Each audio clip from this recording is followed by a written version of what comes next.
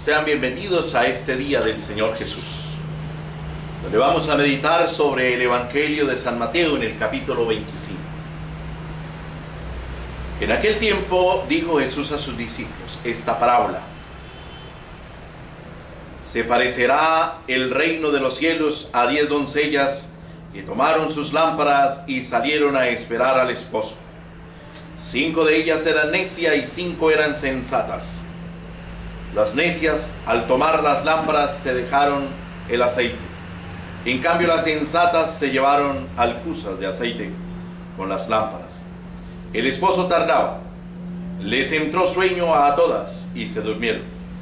A medianoche se oyó una voz: que llega el esposo, salid a recibirlo. Entonces se despertaron todas aquellas doncellas y se pusieron a preparar sus lámparas. Y las necias dijeron a las sensatas: danos un poco de vuestro aceite, que se nos apagan las lámparas. Pero las sensatas contestaron: por si acaso no hay bastante para vosotras y nosotras, mejor es que vayáis a la tienda y os lo compráis.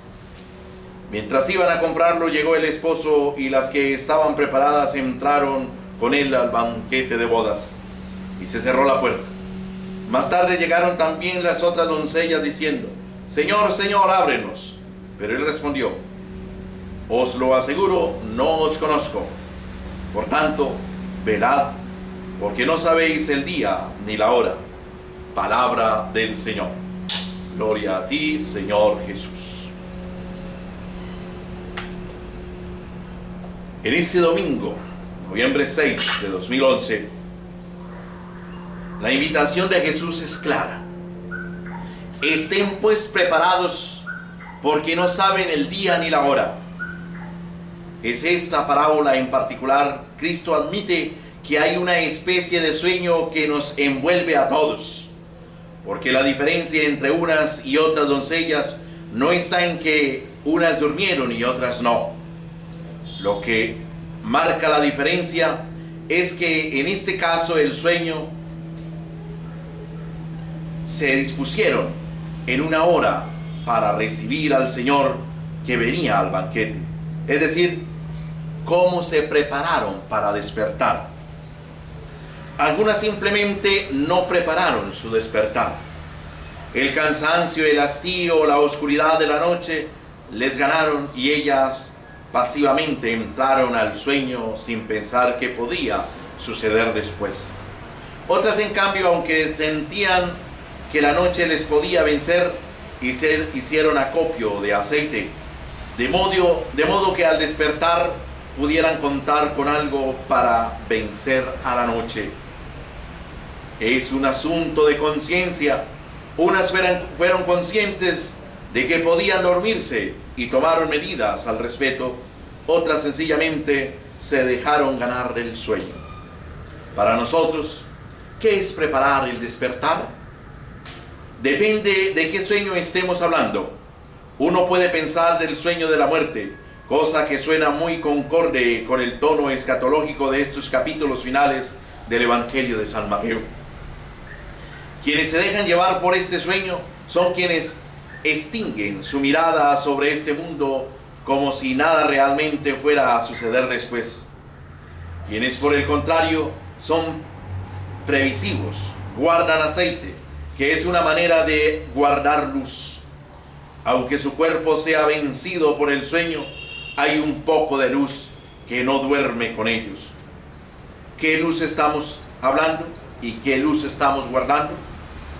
¿Qué puede alumbrar en nosotros cuando ya nos hayamos dormido? Esto es, cuando ya la muerte nos haya sometido a su poder. La primera lectura nos habla también de la luz. Radiante e incorruptible es la sabiduría. La sabiduría es incorruptible. Es un género de luz que corresponde bien al aceite de que nos habló el Evangelio. Porque aunque el sueño de la muerte nos atrape, la sabiduría está sujeta al imperio de la muerte y puede estar con nosotros cuando se escuche la voz: llega el esposo. Vale la pena recordar que esta sabiduría es mucho más que conocimiento. No se trata de erudición o de capacidad intelectual, aunque tampoco riñe con ellas. Esta sabiduría sale al encuentro de quienes la buscan y colabora con ellos en todos sus proyectos. Consiste más, entonces, en una conciencia para la vida, un saber vivir. Por consiguiente, el mensaje sería: saber vivir el camino de esta vida, preparando la vida que vendrá después de este camino oscuro. Por otro lado, no podemos perder la vista que el rostro tiene la hora y el encuentro finales de la parábola del Señor. Todas aquellas doncellas estaban invitadas al banquete de bodas. Todas estaban aguardando al esposo. Este cuadro proviene de las costumbres judías de aquella época para conservar su validez y una fuerza alegórica inmensa en todos los tiempos.